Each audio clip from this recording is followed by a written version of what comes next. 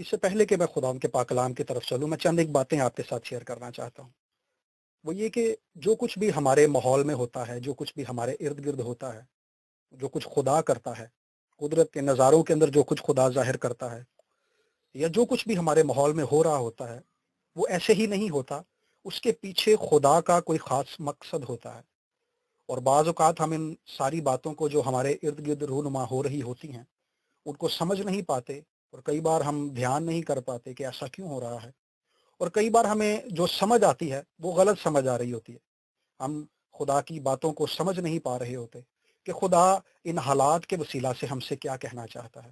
بالکل میں یہی بات کہنا چاہتا ہوں کہ جس طرح سے خدا نبوت کے ذریعے سے بولتا ہے، جس طرح سے خدا پاک کلام کو پڑھنے کے وسیلہ سے بولتا ہے، پاک کلام کو سننے کے وسیلہ سے بولتا ہے، اسی طرح سے خدا ہم سے حالات کے وسیلہ سے بھی بولتا ہے۔ خداوند کے کلام کی اسی ایک بات پر ہم غور کریں گے کہ جو کچھ ہمارے ماحول کے اندر آج کل ہو رہا ہے، جو کچھ ہمارے حالات ہیں، عالمی دنیا کے جو حالات ہیں، ان کے وسیلہ سے خدا ہم سے کیا کلام کر رہا ہے۔ آئیے ہم خدا کے کلام میں سے دیکھیں گے یوئیل نبی کا صحیفہ اور اس کا پہلا باب اور اس کی پہلی 4 آیات۔ خداوند کا کلام جو یوئیل بن فتویل پر نازل ہوا، اے بوڑھو سنو، اے زمین کے سب باشندوں کان لگاؤ۔ کیا تمہارے یا تمہارے باپ دادا کے ایام میں کبھی ایسا ہوا؟ تم اپنی اولاد سے اس کا تذکرہ کرو، اور تمہاری اولاد اپنی اولاد سے، اور ان کی اولاد اپنی نسل سے بیان کرے کہ جو کچھ ٹڈیوں کے ایک غول سے بچا اس سے دوسرا غول نگل گیا، اور جو کچھ دوسرے سے بچا اس سے تیسرا غول چٹ کر گیا، اور جو کچھ تیسرے سے بچا اس سے چوتھا غول کھا گیا۔ آمین۔ پاک کلام کا یہ حصہ جو ہم نے پڑھا یوئیل نبی کے صحیفے میں سے، عام طور پر اس کی جس آیت کو کوڈ کیا جاتا ہے وہ آخری زمانے کی ہے کہ خدا آخری زمانے کے اندر اپنے روح میں سے ہر فرد و بشر پر اونڈیلے گا۔ اسی صحیفے کی پہلی چند آیات پر ہم غور کر رہے ہیں۔ جو اس کی پہلی آیت ہم نے پڑھی، اس میں جو خاص بات خدا ان کے نبی نے ہم سے کہی ہے وہ یہ ہے کہ خدا کا کلام مجھ پر نازل ہوا، خدا کا کلام یوئیل بن فتویل پر نازل ہوا۔ یعنی اس کے آگے جتنی باتیں اس میں بیان کی گئی ہیں وہ خدا کا زندہ کلام ہے، وہ خدا کا کلام ہے جو خدا نے اس زمانے کے اندر ظاہر کیا، جو اس زمانے کے اندر خدا نے یوئیل کو بخشا تاکہ یوئیل بڑی دیانتداری کے ساتھ، بڑی ایمانداری کے ساتھ ان ساری باتوں کو جو خدا نے نبی پر نازل کی ہیں وہ اس کی قوم تک بیان کر سکے۔ اور ان میں سے جو پہلی بات ہم نے پڑھی وہ یہ ہے کہ اس کے اندر توجہ کرنے کے لیے مخاطب کیا گیا ہے۔ پہلی بات جو یوئیل نے کہی ہے کہ اے بوڑھو سنو، اور دوسری بات کہی گی اے زمین کے سب باشندوں کان لگاؤ۔ پہلی بات میں یہ کہا گیا ہے کہ بزرگوں، بوڑھوں، وہ لوگ جو عمر کا تجربہ رکھتے ہیں، جن کے پاس عمر کا وسیع تجربہ ہے، جنہوں نے ایک لمبی عمر زمین پر گزاری ہے، جنہوں نے اپنی زندگی کے بہت سارے دن گزار چکے ہیں جو اس زمین پر، ان کے پاس مختلف حالات کا تجربہ ہے، مختلف ماحول کا تجربہ ہے، زندگی کے مختلف فیزز سے وہ گزرے ہیں، اور گزرنے کے بعد ان کے پاس زندگی کا تجربہ ہے۔ خداوند نبی کے وسیلہ سے ان سے یہ کلام کر رہا ہے کہ سنو، میرے کلام کو سنو۔ اور اگلی بات جو خدا نے کہی ہے اے زمین کے سب باشندوں، بوڑھوں کے بعد خدا زمین پر رہنے والے ہر ایک شخص سے کہتا ہے کہ میری طرف متوجہ ہو، میری طرف کان لگاؤ، میرے کلام کو سنو، میرے کلام پر غور کرو۔ اس میں آبزرویشن کی بات کی گئی ہے۔ پہلی بات کے اندر خدا سننے کے لیے بات کر رہا ہے، اور اس ایک حصے کے اندر خدا بیان کر رہا ہے کہ آبزرو کرو، مشاہدہ کرو، حالات پر نگاہ کرو۔ اور جو اگلی بات ہے اس میں خدا نے کہا کہ کیا تمہارے یا تمہارے باپ دادا کے زمانے میں کبھی ایسا ہوا؟ یعنی خدا کہہ رہا ہے کہ جو کچھ آج زمانے کے اندر ہو رہا ہے، جو کچھ آج دنیا کے اندر ہو رہا ہے، اس کا مشاہدہ کرو کہ کیا تم نے اپنی پہلے زندگی جو تم گزار چکے ہو اس زندگی کے اندر ایسے حالات کبھی دیکھے تھے؟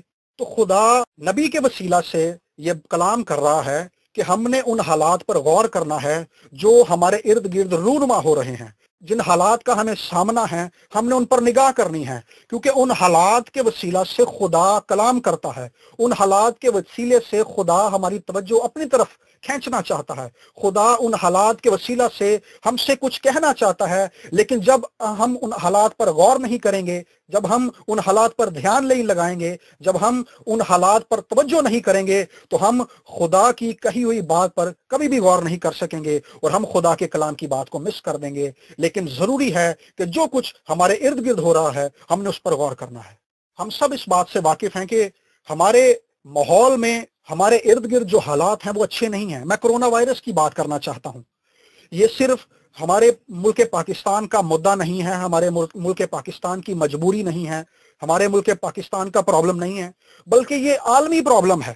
ہم نے آیت کے اندر پڑھا، دوسری آیت کے اندر، کہ زمین کے سب باشندوں کان لگاؤ اور غور کرو. یعنی خدا اس وقت نہ صرف ہم سے جو میری آواز سن رہے ہیں، میرے ان تمام بہن بھائیوں سے، یوئیل نبی کے صحیفے میں سے یہ کلام کر رہا ہے، بلکہ زمین پر رہنے والے لوگوں سے کلام کر رہا ہے کہ غور کرو، حالات کا مشاہدہ کرو کہ تم پر یہ حالات کیوں آئے ہیں. اور اگلے حصے کے اندر جو بات بیان کی گئی ہے اس میں خدا نے کہا ہے کہ ایک ٹڈی دل آیا، اس نے تباہی مچائی. ٹڈی دل کیا کرتا تھا؟ یہ فصلوں کو کھا جاتا تھا. نبی کہتا ہے کہ ایک ٹڈی دل آیا، اس نے فصلوں کو کھا لیا اور تباہی مچا دی. اور پھر اس کے بعد دوسرا آیا، دوسرے نے تباہی مچا دی. پھر اس کے بعد تیسرا آیا، تیسرے نے تباہی مچا دی. پھر اس کے بعد چوتھا آیا اور چوتھے نے تباہی مچا دی. اور ملک کا جو تمام پھل تھا، ملک کی جو ساری فصل تھی، وہ سب ٹڈی دل کھا گیا. اور ملک کے اندر خوراک کی کمی ہو گئی ہے، ملک کے اندر کھانے کی کمی ہو گئی ہے، اور لوگ جو ہیں ان کی خوراک کے لیے کچھ بچا ہوا نہیں ہے، بلکہ لوگ جو ہیں عاجز آ گئے ہیں. لیکن خدا کہتا ہے کہ غور کرو کہ یہ ٹڈی دل کیوں آیا ہے، غور کرو کہ یہ وبا کیوں آئی ہے، غور کرو کہ کیا وجہ ہے کہ تمہاری برکات یہ ٹڈی دل کھا کر چلا گیا ہے، تمہارے لیے کچھ بھی نہیں بچا. غور کرو، ان حالات پر توجہ کرو، اور ان حالات کے اندر سے میرے کلام کو سننے کے لیے متوجہ ہو. جب ہم اس کلام کی روشنی میں اپنے حالات کو دیکھتے ہیں تو جو کچھ اس وقت روئے زمین پر ہو رہا ہے، اس روئے زمین پر رہنے والا ہر ایک ملک جو ہے وہ پریشانی کا شکار ہے. ہر ایک ملک جو ہے وہ خوف زدہ ہو گیا ہے، اس ملک کے اندر کاروبار ختم ہو گیا ہے. جب ہم غور کرنے کی بات کر رہے ہیں تو میں چند اسٹیٹسٹکس آپ کے ساتھ شیئر کرنا چاہتا ہوں.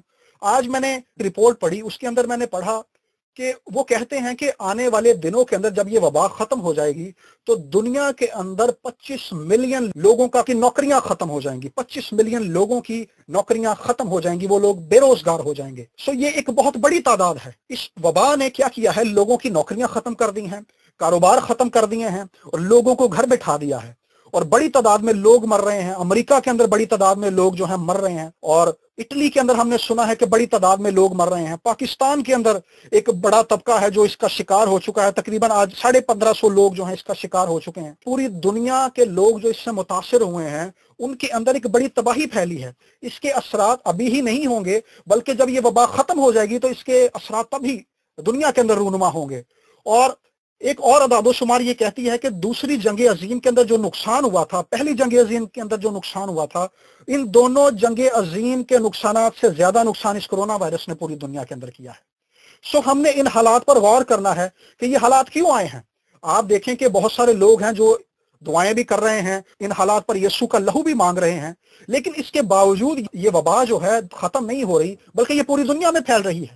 ان حالات کو دیکھتے ہوئے ہم نے اس کے پیچھے جو وجہ ہے کہ یہ حالات کیوں ہماری زندگی کے اندر آئے ہیں، یہ حالات کیوں دنیا کے اندر آئے ہیں، ہم نے اس بات پر غور کرنا ہے، تاکہ ان حالات کے پیچھے جو خدا ہم سے کلام کرنا چاہتا ہے، ان حالات کو استعمال کر کے جو کچھ خدا ہم سے کہنا چاہتا ہے، ہم ان حالات پر غور کر سکیں اور خدا کی بات کو قبول کر کے خدا کی زندگی کے اندر شامل ہو سکیں، خدا کی زندگی کو اپنی زندگی میں قبول کر سکیں، خدا کی برکات کو اپنی زندگی کے اندر قبول کر لیں.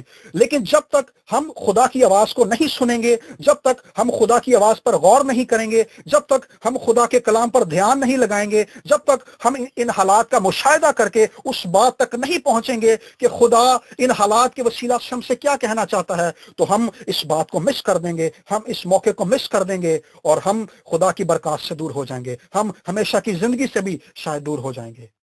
یہ موقع ہے کہ ہم غور کریں گے. ہم نے دنیا کے اندر بہت ساری باتوں پر کلام سنا ہے. ہم نے خدا کی محبت کے بارے میں کلام سنا ہے، ہم نے خدا کی رحمت کے بارے میں کلام سنا ہے، ہم نے خدا کی شفقت کے بارے میں کلام سنا ہے، ہم نے خدا کی قدرت کے بارے میں کلام سنا ہے. لیکن ان تمام صفات کے ساتھ خدا کی ایک صفت یہ ہے کہ خدا پاک ہے. مکاشفہ کی کتاب اس کے 4 باب کی 8 آیت کے اندر لکھا ہے کہ وہ جاندار دن رات بغیر آرام کیے یہ کہتے رہتے ہیں، قدوس قدوس قدوس خداوند قادر مطلق، جو تھا، جو ہے اور جو آنے والا ہے. یعنی وہ جاندار جو خدا کے تخت کے گرد ہیں، وہ جاندار جو آسمان پر ہیں، وہ آسمان پر آرام نہیں کرتے، آسمان پر ریسٹ نہیں کرتے، بلکہ بغیر آرام کیے دن اور رات وہ ایک ہی اعلان کرتے رہتے ہیں، ایک ہی اقرار کرتے رہتے ہیں آسمان پر کہ قدوس قدوس قدوس قدوس۔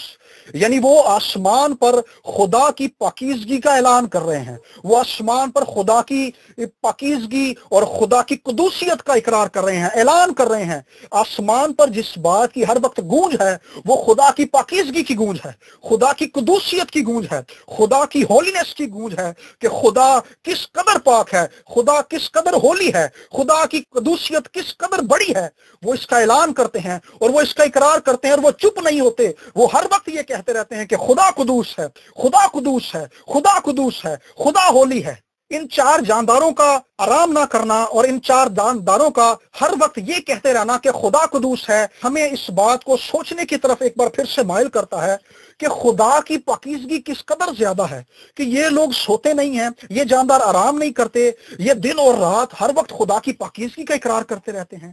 یہ ہمارا دھیان اس بات کی طرف مبذول کراتے ہیں کہ ہم توجہ کر سکیں کہ خدا کس قدر پاک ہے۔ اور جب ہم خدا کی پاکیزگی پر دھیان لگاتے ہیں، خدا کی پاکیزگی کو دیکھنا شروع کرتے ہیں، تو آسمان پر جس چیز کی وجہ سے خدا کی عبادت کی جا رہی ہے، جس چیز کی وجہ سے خدا کی پرستش کی جا رہی ہے، وہ خدا کی پاکیزگی ہے۔ اور اس کے بعد لکھا ہے مکاشفہ کی کتاب کے اندر کہ بزرگوں نے اپنے تاج خدا کے تخت کے سامنے اس کے قدموں میں رکھ کر اس کو سجدہ کیا اور اس بات کا اقرار کیا کہ ساری تعریف اور ساری حمد کے لائق خداوند قادر مطلق خدا ہے جس نے اس کائنات کو پیدا کیا ہے۔ یعنی وہ خدا کی پاکیزگی کے آگے جھکتے ہیں اور اقرار کرتے ہیں کہ اس کائنات کے اندر کوئی پاکیزہ ہستی ہے تو وہ یہوہ پاک خدا ہے اور اس کے سوا کوئی نہیں ہے۔ یہ بات ہمیں اس بات کی طرف توجہ کرنے کے لیے مائل کرتی ہے کہ ہم کچھ دیر کے لیے اپنے تمام کاموں سے دھیان ہٹا کر، اپنی تمام پرابلمز سے دھیان ہٹا کر، ہم اپنی بیماریوں اور اپنی مشکلوں سے دھیان ہٹا کر خدا کی پاکیزگی کی طرف دھیان لگا سکیں کہ وہ کس قدر پاک ہے۔ اور جب وہ پاک ہے تو خدا، جب خود پاک ہے تو خدا کی یہ صفت ہے، خدا کی یہ محبت ہے کہ خدا اس پاکیزگی کے اندر ہمیں بھی شامل کرنا چاہتا ہے۔ جب ایک کوڑی خداوند یسوع مسیح کے پاس آیا اور اس نے کہا کہ مالک اگر تو چاہے تو مجھے پاک صاف کر سکتا ہے، تو یسوع نے لکھا ہے کہ اپنا ہاتھ بڑھا کر اسے چھوا اور اس سے کہا کہ میں چاہتا ہوں کہ تو پاک صاف ہو جا۔ یعنی خدا چاہتا ہے کہ ہم اس پاکیزگی کو ریسیو کریں، اس پاکیزگی کا حصہ بنیں جو خدا کی پاکیزگی ہے۔ اور لکھا ہے کہ کوئی بھی بغیر پاکیزگی کے خدا کو دیکھ نہیں سکتا۔ اور پطرس کے خط کے اندر لکھا ہے کہ پاک بنو جس طرح سے تمہارا بلانے والا پاک ہے۔ یعنی خدا جس نے ہمیں اپنے حضور میں بلایا ہے، جب وہ پاک ہے تو ضرور ہے کہ جو اس کی پرستش کر رہے ہیں، جو اس کے حضور میں جھکتے ہیں، جو اس کی عبادت کرتے ہیں، جو اس کے حضور میں ہدیہ گزرانتے ہیں، جو اس کے حضور میں دعیقی لے کر آتے ہیں، جو اس کی عبادت کرتے ہیں، گیت گاتے ہیں اور اس کے حضور میں جھکتے ہیں، وہ بھی پاک ہوں۔ یعنی ہم لوگ جو زمین پر اس کی عبادت کرتے ہیں، جن کو خدا نے اسی لیے پیدا کیا، اسی لیے بنایا تاکہ ہم اس کی عبادت کریں، ضرور ہے کہ ہم بھی پاکیزگی کے ساتھ اس کی عبادت کر سکیں۔ تو جس ٹڈی دل کا ذکر ہے، وہ ٹڈی دل آیا ہے اور اس ٹڈی دل نے اس قوم کے اندر بڑی تباہی مچا دی ہے۔ اس حد تک تباہی مچا دی ہے کہ جب ہم یوئیل کے صحیفے کے پہلے باب کو آگے پڑھتے ہیں تو لکھا ہے کہ ان کی ڈالیاں سفید نکل آئیں۔ یعنی پتوں کی ڈالیوں کو انہوں نے اس قدر کھا لیا ہے، پتوں کو کھا لیا ہے، فروٹ کو کھا لیا ہے، اور درختوں کی چھال کو کھا کر درختوں کی چھال کو سفید نکال دیا ہے۔ اس قدر تک انہوں نے تباہی مچائی ہے۔ اس تباہی کی وجہ یہ ہے کیونکہ اس قوم نے گناہ کیا ہے، اس قوم نے خدا کے حضور میں بدی کی ہے۔ جب بھی وبائیں خدا کے لوگوں پر آئی ہیں، جب بھی وباؤں نے خدا کے لوگوں کا پیچھا کیا ہے، اس کی وجہ یہ ہے کہ خدا کے لوگوں نے گناہ کیا ہے۔ حبقوق کے صحیفے کے پہلے باب کی 13 آیت کے اندر لکھا ہے کہ تیری آنکھیں ایسی پاک ہیں کہ تو بدی کو دیکھ نہیں سکتا۔ خدا میرے عزیزو پاک ہے اور وہ برداشت نہیں کر سکتا کہ کوئی اس کے حضور میں بدی کرے، اور خاص طور پر وہ لوگ جو یسوع کے خون سے دھل جاتے ہیں، وہ لوگ جو یسوع کو اپنا نجات دہندہ مان لیتے ہیں، ان پر خدا چاہتا ہے کہ وہ لوگ خدا کی پاکیزگی میں زندگی گزاریں۔ پرانے عہد نامے کے اندر بنی اسرائیل قوم ایک ایسی قوم ہے جو خدا کی قوم ہے، جس کو خدا نے چنا ہے، اور ہم دیکھتے ہیں کہ جب بھی اس قوم نے گناہ کیا، خدا نے اس قوم کی عدالت کر دی۔ قضات کی کتاب کو جب ہم پڑھتے ہیں تو لکھا ہے کہ وہ بت پرستی کرنے لگے، وہ خدا سے دور ہو گئے، وہ حرام کاری کرنے لگے، وہ خدا سے دور ہو گئے، تو خدا نے دوسری قوموں کو ان پر چڑھا دیا۔ لیکن جیسے وہ توبہ کرتے ہیں، خدا پھر سے اس قوم کے اندر قاضیوں کو کھڑا کر دیتا ہے، شمشون کو کھڑا کرتا ہے، خدا جداؤن کو کھڑا کرتا ہے، خدا دبورا کو، برق کو کھڑا کرتا ہے، خدا ایسے بہت سارے لوگوں کو کھڑا کرتا ہے۔ کب کھڑا کرتا ہے؟ جب وہ لوگ توبہ کرتے ہیں۔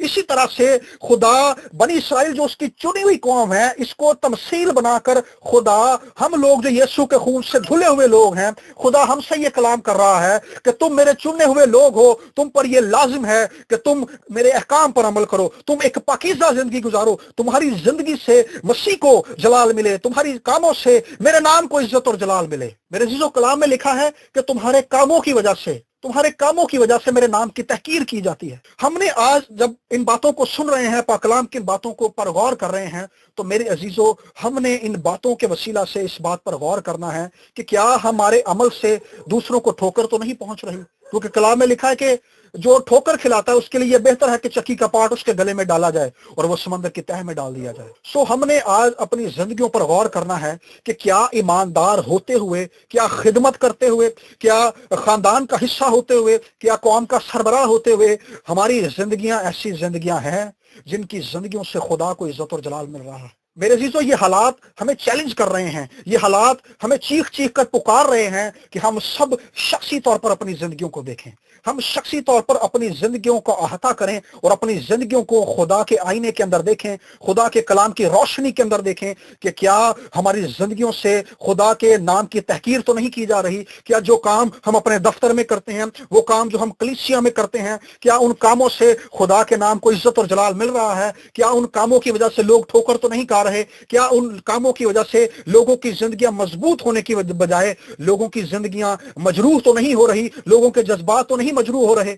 میں آج کسی کو الزام نہیں دینا چاہتا، لیکن میں نے یہ بات میں آپ کے ساتھ بڑی سچائی کے ساتھ کر رہا ہوں کہ میں نے ایسے بہت سارے لوگوں کو یہ کہتے سنا ہے کہ ہم چرچ اس لیے نہیں جاتے کیونکہ چرچ میں جو لوگ آتے ہیں ان کی زندگیاں ان کے لیے بڑی ٹھوکر کا باعث ہیں۔ وہ لوگ کہتے ہیں کہ جو لوگ چرچ جاتے ہیں ان کی زندگیاں بھی ویسی ہیں، ہم تو گناہ گار لوگ ہیں لیکن ہماری زندگیاں بھی ویسی ہیں، وہ لوگ جو توبہ یافتہ ہیں ان کی زندگیاں بھی ویسی ہیں، تو فرق تو کوئی نہیں ہے۔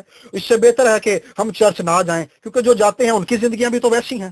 یہ باتیں ایمانداروں کے لیے اور غیر ایمانداروں کے لیے بھی ٹھوکر کا باعث ہیں۔ آج ہم نے ان حالات کے وسیلہ سے، یوئیل نبی کے پیغام کے وسیلہ سے، ان حالات کے وسیلہ سے اپنی زندگیوں پر غور کرنا ہے۔ خاندانی طور پر ہم نے اپنی زندگیوں پر غور کرنا ہے، کیا خاندان کا سربراہ ہوتے ہوئے ہم ٹھیک چل رہے ہیں؟ میرے عزیزو، جب داؤد نے مردم شماری کرائی، داؤد نے اپنے سپہ سالار سے کہا کہ میری فوج کو گن، اور لکھا ہے کہ داؤد نے خدا کے حضور میں بدی کی اور داؤد کی یہ بات خدا کو پسند نہیں آئی، اور خدا نے کیا کیا؟ خدا نے اس ملک کے اندر وبا بھیج دی اور اسی دن اور لوگ مرنا شروع ہو گئے۔ یعنی جب قوم کا لیڈر گناہ کرتا ہے تو اس کے گناہ کی سزا پوری قوم پر آتی ہے، اور یہ آج جو وبا پوری دنیا کے اندر پھیلی ہوئی ہے، اس وبا کی وجہ ہم اگر خاندانی طور پر دیکھیں تو خاندانی طور پر جو سربراہ ہیں انہیں بھی اپنی زندگیوں پر غور کرنا ہے، جو کلیسیا کے سربراہ ہیں انہیں بھی اپنی کلیسیاؤں پر غور کرنا ہے، جو ملکی طور پر ملکوں کے سربراہ ہیں انہیں بھی اپنی زندگیوں پر غور کرنا ہے، انہیں بھی اس بات پر غور کرنا ہے کہ کیا ہم نے اپنے ملک کے اندر ایسی باتوں یا کوئی ایسے قوانین تو نہیں بنا دیے جن کی وجہ سے ہمارے ملکوں کے اوپر یہ وبا آ رہی ہے۔ چند دن پہلے میں ایک کتاب پڑھ رہا تھا اور اس نے اپنی کتاب کے اندر ایسے بہت سارے کاموں کا ذکر کیا جو آج ہمارے ملک کے اندر ہو رہے ہیں۔ اس نے یہ بتایا کہ آج جو استعمال شدہ سرنجیں ہیں ان سرنجوں سے بچوں کے فیڈر بنائے جا رہے ہیں۔ دیکھیں کس قدر ظلم ہے یہ۔ جانوروں کی استعمال شدہ ہڈیاں ہیں، ان ہڈیوں کو آٹے کے اندر ملایا جا رہا ہے، ان ہڈیوں کو دودھ کے اندر ملایا جا رہا ہے اور ان ہڈیوں کا انسانی خوراک کے اندر استعمال کیا جا رہا ہے۔ یہ کس قدر ظلم ہے۔ اور چند دن پہلے میں نے اس بات کو خبروں کے اندر سنا کہ کچھ ہاسپٹلز کے اندر جو دل کے مریضوں کو دل کے لیے جو سٹنٹ ڈالا جاتا ہے وہ سٹنٹ 2 نمبر ڈالا جا رہا ہے۔ یہ کس قدر ظلم ہمارے ملک کے اندر برپا ہو رہا ہے۔ اور اگر ہم خادمین کی زندگی کو دیکھیں، میں خادمین کو تنقید نہیں کرنا چاہتا لیکن میں صرف اس بات کی طرف دھیان لگانا چاہتا ہوں کہ جب ایک خادم کی ذمہ داری ہے کہ وہ کلیسیا کی گلہ بانی کرے، کلیسیا کی نگہبانی کرے، کلیسیا کو وقت پر خوراک دے، تو ایک خادم ہوتے ہوئے ہمیں بھی اپنی زندگی پر غور کرنا ہے۔ میں خدمت کرتا ہوں اور میں نے اس سارے حالات کے اندر اپنی زندگی پر بھی غور کیا ہے اور میں نے خدا کے حضور میں جھک کر اس بات کی معافی مانگی ہے کہ خداوند جس طور سے مجھے خدمت کرنی چاہیے تھی میں اس طور سے خدمت نہیں کر پایا، میں تیرے حضور میں جھک کر معافی چاہتا ہوں، مجھے بخش دے، مجھے معاف کر دے۔ میرے عزیزو یہ وقت ہے جب خدا ان حالات کے وسیلہ سے ہم سے کلام کر رہا ہے۔ میرے عزیزو یہ وقت ہے جب ان حالات کے وسیلہ سے خدا ہم سے کلام کر رہا ہے، ہم سے بات کر رہا ہے، اور ہمیں ایک بار پھر سے توبہ کے لیے کال کر رہا ہے۔ ساری قوم کو، ساری دنیا کو جس کے اندر یہ وبا پھیلی ہوئی ہے، خدا توبہ کے لیے کال کر رہا ہے۔ دنیا میں رہنے والے ہر ایک شخص سے کلام کر رہا ہے کہ اس وبا کے وسیلہ سے میرے قریب آ جاؤ۔ ایک تمثیل جو بڑی مشہور ہے، اور خداوند یسوع مسیح نے یہ تمثیل اپنے کلام میں بیان کی تھی، مصرف بیٹے کی تمثیل۔ وہ مصرف بیٹا ہے اور وہ گھر سے نکلا ہے، باپ سے اس نے حصہ لے لیا ہے، اور گھر سے نکلنے کے بعد وہ دور چلا گیا ہے، اس ملک میں اس نے عیاشی کی ہے۔ لکھا ہے کہ اس نے اپنا روپیہ پیسہ کسبی میں اڑا دیا۔ لیکن بڑی خاص بات لکھی ہے کہ جس ملک میں وہ گیا ہے، اس ملک میں بھی کال پڑ گیا ہے۔ جس ملک میں وہ گیا ہے وہاں پر نہ صرف کال پڑ گیا ہے، بلکہ وہ بندہ جو شہزادوں کی زندگی گزارتا ہے وہ اس حد تک آ گیا ہے، سوروں کو چرانے کی نوکری ملی ہے، سوروں کی پھلیاں کھانی پڑ رہی ہیں، اور وہ بھی اس کو کھانے کے لیے نہیں ملتی۔ اس حد تک وہ روٹی سے بیزار ہو گیا ہے۔ میرے عزیزو یہ جو اکنامیکل کرائسس آگے آنے والے دنوں میں ہمیں فیس کرنے پڑ رہے ہیں، یہ ان کے اندر خوراک کی کمی ہوگی۔ آج امریکہ نے ایک خبر بریک کی ہے جس کے اندر انہوں نے کہا ہے کہ آنے والے دنوں کے اندر لوگوں کو شدید خوراک کی کمی ہوگی، اور یہ بڑی ایک سخت خبر ہے۔ اور آج صبح میں ایک بہن سے سن رہا تھا جو امریکہ میں رہتی ہے، اس نے کہا کہ میں 50 اور 100 کی لائنوں میں لگ کر خوراک کے لیے اور پانی کے لیے لائنوں میں لگنا پڑ رہا ہے، پھر ہمیں جا کر خوراک مل رہی ہے۔ سو میرے عزیزو یہ وہ حالات ہیں جن میں سے خدا ہم سے کلام کر رہا ہے۔ خدا نے مصرف بیٹے سے کلام کیا اس کے حالات کے وسیلہ سے، لیکن اس نے عقل مندی یہ کی کہ وہ واپس اپنے باپ کے گھر میں آ گیا۔ لکھا ہے کہ اس نے ہوش میں آ کر کہا کہ میرے باپ کے گھر میں تو نوکروں کو بھی افراد سے خوراک ملتی تھی۔ سو میرے عزیزو ان حالات کے وسیلہ سے خدا ہم سے کلام کر رہا ہے کہ ہم دھیان کریں، ان حالات میں ہوش میں آئیں اور توجہ کریں، خدا کی پاکیزگی پر دھیان لگائیں کہ اگر خدا پاک ہے، اس کی پاکیزگی کا یہ تقاضا ہے کہ وہ گناہگار کو سزا دے گا۔ لکھا ہے کہ جو جان گناہ کرے گی وہ مرے گی۔ لکھا ہے کہ تو ترازو میں تولا گیا اور کم نکلا۔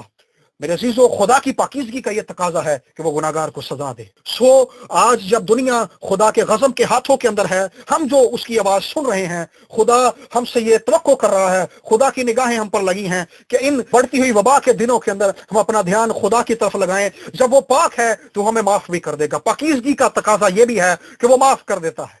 میرے عزیزو خدا قہر کرنے میں دھیما ہے اور شفقت میں غنی ہے۔ میرے عزیزو جب ہم ان وبا کے دنوں کے اندر اس کی طرف جھکیں گے، اس کی طرف کان لگائیں گے، تو وہ آسمان سے سن کر جواب دے گا، وہ بخش دے گا، وہ معاف کر دے گا۔ میرے عزیزو جب ہم وبا کے ان دنوں کے اندر خدا کی طرف جھکیں گے اور اس سے کہیں گے کہ مجھ پر رحم کر، میرے خاندان پر رحم کر، میرے ملک پر رحم کر، تو میرے عزیزو لکھا ہے کہ میں آسمان پر سے سن کر ان کا گناہ معاف کر دوں گا۔ تب اگر میرے لوگ جو میرے نام سے کہلاتے ہیں خاک سر بن کر دعا کریں تو میں آسمان پر سے سن کر ان کے گناہ کو معاف کروں گا اور ان کے ملک کو بحال کر دوں گا۔ میرے عزیزو یہ وقت ہے جب ہم ساری قوم، ساری مسیحی قوم خاک سار بن کر اس کے حضور میں جھکیں اور اس کے حضور سے معافی کی دعا کریں۔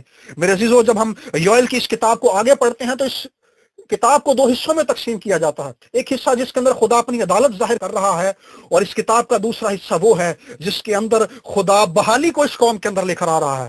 میرے عزیزو جب اس قوم نے خدا کے حضور میں توبہ کی، جب اس قوم نے خدا کے حضور میں گریہ زاری کی، جب اس قوم نے خدا کے حضور میں روزہ رکھا اور اپنے کپڑوں کو چاک کیا اور خدا کے حضور میں ماتم کیا، خدا کے حضور میں معافی مانگی، تو خدا نے اس قوم کو بحال کر دیا۔ میرے عزیزو ان دنوں کے اندر، وبا کے دنوں کے بعد، خدا ہماری زندگیوں کو بھی بحال کر دے گا۔ لیکن یہ وقت ہے جب ہم اپنا دھیان خداوند کی طرف لگائیں اور خداوند کے کلام پر جو حالات کے وسیلہ سے ہم سے کیا جا رہا ہے غور کریں۔ میرے عزیزو یہ وقت ہے کہ ہم بھی خداوند کے حضور میں گریہزاری کریں، اور جو بحالی کی بات، جو سب سے بحالی کی بات جو ہماری کلیسیاؤں کے اندر ہمیشہ کی جاتی ہے، خاص طور پر پینٹیکوسٹل کلیسیاؤں کے اندر، کہ خدا اپنے روح میں سے ہر فرد و بشر پر اونڈیلے گا، اور تمہارے بیٹے اور تمہاری بیٹیاں نبوت کریں گی، تمہارے بوڑھے خواب اور جوان رویا دیکھیں گی، میں غلاموں اور لونڈیوں پر اپنے روح کو نازل کروں گا۔ میرے عزیزو یہ خدا کا وعدہ ہے، اور یہ اس قوم کے لیے ہے جو ریپینٹ کرے گی، جو آخری زمانے کی کلیسیا ہے۔ سو ہم آخری زمانے کے اندر جی رہے ہیں۔ میرے عزیزو اس کلیسیا کے پاس زیادہ وقت نہیں ہے، لیکن اس آخری زمانے کے اندر، وبا کے ان دنوں کے اندر، میرے عزیزو خدا حالات کے وسیلہ سے ہم سے بات کر رہا ہے۔ کیا ہم ان حالات کے وسیلہ سے اپنا رخ خدا کی طرف کریں اور خدا کے حضور میں گریہ زاری کریں اور خداوند کے حضور میں ماتم کریں، اپنے گناہوں پر پشیمان ہو اور اس سے کہیں کہ خداوند میرے گھرانے پر، میری کلیسیا پر، میری قوم پر رحم فرما دے۔ اور جیسے خدا نے اس قوم کو بحال کر دیا، میرے عزیزو خدا ہمیں بھی بحال کر دے گا، کیونکہ خدا قہر کرنے میں دھیما ہے۔ خداوند اس کلام کے وسیلہ سے آپ سب کو بڑی برکت بخشے۔